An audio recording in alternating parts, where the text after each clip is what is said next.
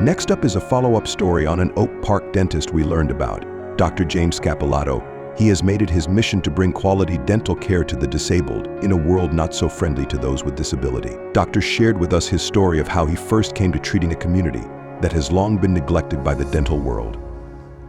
I didn't think anything of this back in 1973 when I graduated, but it seemed like a nice idea to have a residency in a hospital to learn how to utilize the hospital to treat people with medical complications. So I bought into a practice here in Oak Park, right here on North Avenue. The dentist I was working with was going back to school to be a specialist. So after 2 years, I then was sole owner of the practice.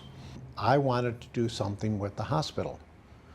So I found a hospital here in Chicago that I could go and learn hospital dentistry.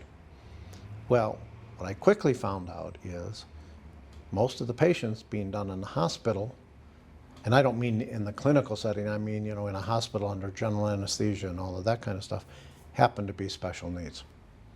Well, that evolved into me working on special needs from all kinds of facilities in the clinic on a Wednesday. We would either work in the clinic, or if those that needed to be sedated under general anesthesia, we would do in the hospital on Wednesdays. So that's how I ended up doing, well, basically hospital dentistry, but it ended up being special needs, and it just evolved into one after the other, referral here in my office. We see special needs as people for who they are, and that they're people that we need to get to know in order to give them the best care, which takes multiple visits, multiple appointments.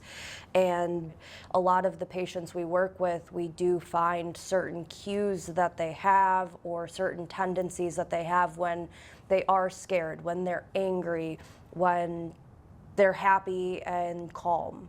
We've picked up on those cues and the body language of the patient to be able to determine that.